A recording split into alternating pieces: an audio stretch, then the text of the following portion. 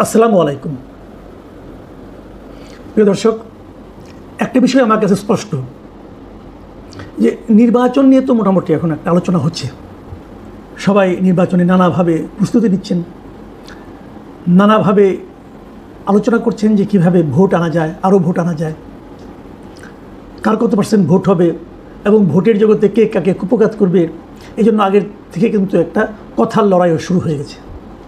এই কথার লড়াইয়ে অনেকে আবার হাসির খোরাকও হচ্ছেন। যেমন নাসিরুদ্দিন পাটোয়ারি নামে এনসিপির এক নেতা, উনি হঠাৎ করে বলে বসলেন বিএনপি নাকি 50 থেকে 100টা আসন পাবে এবং তারা নাকি 200-300 আসন পেয়ে যাবে। তো এ ধরনের আলোচনাও হচ্ছে, এ ধরনের বালসুলভ আচরণও আমাদেরকে শুনতে হচ্ছে। কিন্তু এসবের বিপরীতে যে কথাটা আমি বলতে চাই গত কয়েকদিনের বিভিন্ন ঘটনা প্রবাহের প্রেক্ষিতে, সেটা হলো আমার বিবেচনায় আগামী নির্বাচনে সবচেয়ে গুরুত্বপূর্ণ ফ্যাক্টর হবে আওয়ামী লীগ।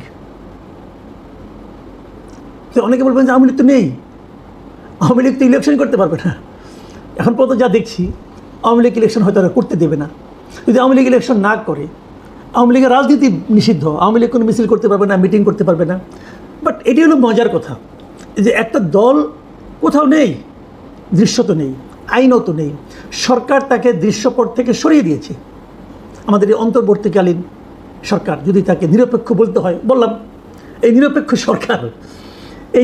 সরকার আওয়ামী লীগকে রাজনৈতিক দল হিসেবে আমাদের দেশে দৃশ্যপট থেকে সরিয়ে দেওয়ার চেষ্টা, যা যা করা দরকার ওনারা সব করছেন। তারপরে ওদেরকে নিরপেক্ষ আমাদেরকে বলতেই হবে আইন অনুযায়ী, তাই না? ঠিক আছে। এবং এই সরিয়ে দেওয়ার নেট রেজাল্ট কি? যে দলটা ভোট করলে পর কয়টা সিট পেতে বলা কঠিন, হয়তো মানুষের তীব্র ঘৃণার মুখেও পড়তে পারত, সেই দলটা এখন সবচেয়ে গুরুত্বপূর্ণ দলে পরিণত হয়েছে। আমি একটু আপনাদেরকে ডিটেলে যাচ্ছি। গতকালকে আমি একটা দ্য ইকোনমিস্টের রিপোর্ট নিয়ে আলোচনা করেছিলাম না, সেখানে ইকোনমিস্ট পত্রিকার রিপোর্টার ওনারা একটা জরিপের কথা উল্লেখ করেছেন। সেই জরিপটা ওনারা কোথায় করেছেন আমি ঠিক জানি না, ওখানে সেটা লেখাও নেই কোথাও। সেই জরিপে ওনারা বলেছেন যে যারা এরই মধ্যে ভোট দেওয়ার সিদ্ধান্ত নিয়েছেন তাদের মধ্যে কেবলমাত্র 5% লোক এনসিপিকে সমর্থন করেন, কেবলমাত্র 5% লোক। আর আওয়ামী লীগ যেহেতু নাই, কাজে পুরনো রাজনৈতিক দলগুলির প্রতি সমর্থন বেশি। তো পুরনো রাজনৈতিক দল আর কে আছে? জামাত এবং বিএনপি, এই তো। সেখানে বিএনপির পেছনের সাথে সমর্থন আছে 42%, আর জামায়াতের প্রতি সমর্থন আছে 32%। দেখুন 10% একটা বিশাল গ্যাপ কিন্তু বিএনপি এবং জামাতের মধ্যে। আপনাদের মনে আছে যে 2001 সালে যে নির্বাচনটা হয়েছিল, সেখানে কিন্তু আওয়ামী লীগ এবং বিএনপির মধ্যে ভোটের সমর্থনের দিক দিয়ে পার্থক্য কিন্তু 1%-এরও কম ছিল। 1%-এরও কম ছিল। সেই 1%-এর কম ভোটের পার্থক্য নিয়েও কিন্তু বিএনপি 200 ক্রস করেছিল এবং আওয়ামী লীগ 50টা ক্রস করতে পারেনি, অথবা 60টার মতো ছিল, আমার ঠিক খেয়াল নেই, এরকম কিছু একটা হবে আর কি। মানে ইনসিগনিফিকেন্ট ছিল টোটালি। আর এখানে যদি 10% পার্থক্য থাকে তাহলে তো অনেক। এখন এই 10% গ্যাপ পূরণ করার জন্য জামাত কী করবে? জামাত কার দ্বারস্থ হবে? জামাত অবধারিতভাবেই আওয়ামী লীগের ভোটগুলো টানার চেষ্টা করবে। একটা উদাহরণ দিচ্ছি একটু পরে আপনাদেরকে, তার আগে আমি একটু আওয়ামী লীগের অবস্থানটা বলে নিই।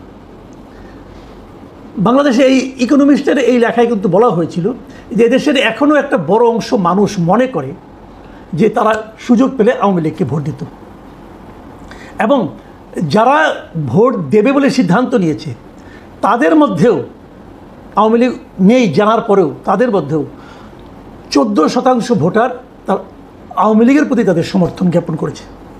14%, মানে এনসিপির যে ভোট তার প্রায় 3 গুণ। এনসিপির প্রতি যতটুকু সমর্থন তার 3 গুণ সমর্থন সেই দলটির প্রতি, যে দলটিকে এনসিপিরাই নিষিদ্ধ করেছে এবং যে দলটা নির্বাচন করতে পারবে না এ কথা মানে ভোটাররা জানে, জানার পরও তারা এই দলটাকে সমর্থন করে। আমরা একটা ছোট্ট উদাহরণে যাই আপনাদেরকে, এটা 2 দিন আগের কথা। সেখানে সিলেটের কোম্পানিগঞ্জের একটা ঘটনা, সিলেটের কোম্পানিগঞ্জের ফেসবুকে আওয়ামী লীগের এক নেতার একটা ভিডিও ভাইরাল হয়ে গেছে। সেই নেতার নাম হলো কালামিয়া। তিনি এই কোম্পানিগঞ্জের উত্তর রানীখাই ইউনিয়ন আওয়ামী লীগের সাবেক সভাপতি এবং উপজেলা আওয়ামী লীগের সদস্য। এই লোক তার পাশে জামায়াতে ইসলামের যিনি সেক্রেটারি ওখানকার জয়নাল আবেদিনকে একটা চেয়ারে বসিয়ে উনি একটা ভাষণ দিয়েছেন, কিছু কথাবার্তা বলেছিলেন উপস্থিত লোকজনেরকে উদ্দেশ্য করে। এবং সেখানে উনি বলেছেন এই যে জয়নাল আবেদিন সাহেব উনি হলেন গিয়ে ওখানকার জৈন্তাপুর উপজেলার সাবেক চেয়ারম্যান এবং সিলেট চেয়ারম্যান কোম্পানিগঞ্জ, গোয়েনঘাট এবং জৈন্তাপুর এই আসনে জামায়াতের সংসদ সদস্য পদপ্রার্থী উনি এবার।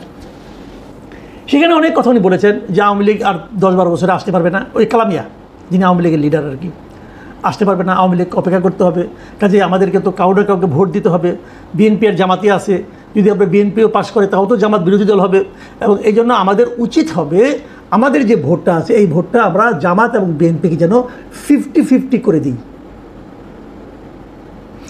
জামাত নেতাকে পাশে বসিয়ে উনি এই আহ্বানটা জানাচ্ছেন। কেন 100%টা? এই কারণে না, জামাতকে 100% ভোট দেওয়ার আহ্বান দিলে লোকজন পিটাবে, লোকজন পিটাবে।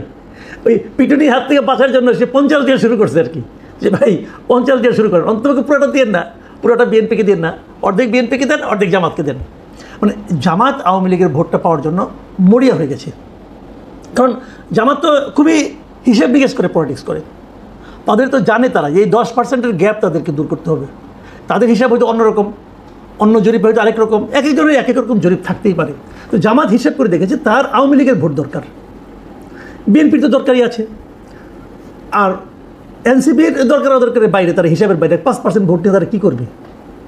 কিন্তু কোশ্চেনটা হলো আসলে কি করবে, আসলে আওয়ামী লীগের ভোটটা কোথায় যাবে। আপনাদের মনে আছে যখন আওয়ামী লীগকে নিষিদ্ধ করা হয়, মানে আওয়ামী লীগের রাজনৈতিক কর্মকাণ্ড নিষিদ্ধ করা হয় আজকে থেকে 1 মাস আগে, সে সময় আমি একটা জরিপ করেছিলাম, আপনাদের আবার মনে করে দিই। সেই জরিপে আমার প্রশ্ন ছিল, সরকার আওয়ামী লীগের কর্মকাণ্ড নিষিদ্ধ করেছে, এখন এটা নিশ্চিত আগামী নির্বাচনে আওয়ামী লীগ অংশ নিতে পারবে না, সেক্ষেত্রে আওয়ামী লীগের ভোট কোন দিকে যাবে, এই ছিল আমার প্রশ্ন। আমাদের দর্শকরা, আমার কথা চ্যানেলে যারা দর্শক আছেন, সেখান থেকে ৭৮,০০০ লোক এই জরিপে অংশ নিয়েছিলেন, ৭৮,০০০। এবং ৭৮,০০০ লোকের মধ্যে ৫% লোক বলেছে যে আওয়ামী লীগের ভোটটা যাবে এনসিপির দিকে, 19% বলেছে আওয়ামী লীগের ভোট যাবে বিএনপির দিকে, 6% ভোটার লোক বলেছেন আওয়ামী লীগের ভোট যাবে জামায়াতের দিকে, জামায়াতের বাক্সে, আর 70% ভোটার বলেছেন আওয়ামী লীগের, যারা আওয়ামী লীগের ভোটার অথবা সাধারণ মানুষ যারা এই ৭৮,০০০ ভোট দিয়েছেন তাদের মধ্যেকার 70% লোক বলেছেন যে আওয়ামী লীগের ভোটাররা ভোট কেন্দ্রেই যাবে না। তার মানে টোটাল দর্শকদের মধ্যে 30% লোক মনে করছে যে তারা ভোট কেন্দ্রে যাবে। মানে ওই 30% ভোট নিয়ে কিন্তু টানাটানি শুরু হয়ে গেছে, ওখান থেকেও জামাত কিছু পেতে চায়। তো সেটা দিয়ে কি আর ওই গ্যাপ পূরণ করা যাবে আমি ঠিক জানি না, তবে আমি এটুকু জানি যে আগামী দিনগুলোতে এই হিসাবটা আরও শার্প হবে, আরও তীব্র হবে। জামাত আরও অনেক লোককে তার পাশে বসিয়ে বলানোর চেষ্টা করবে, ভাই কিছু হলেও আমাদেরকে দেন, ওই 30 না দেন, 50 না দেন, 45 দেন, 40 দেন, বলার চেষ্টা করবে। বিএনপিও চেষ্টা করবে, মানে বিএনপির ভোটাররা তো ভোট দেবেই বিএনপিকে, জামাতের ভোটাররা তো আর কোনো যাওয়ার জায়গা নেই, তারা জামাতকেই ভোট দেবে। এনসিপির যা আছে এটা আমার মনে হয় আরও কমবে, এরা তো ওদেরকে ভোট দেবে। কিন্তু ডিসাইডিং ফ্যাক্টর হবে আওয়ামী লীগের ভোটার।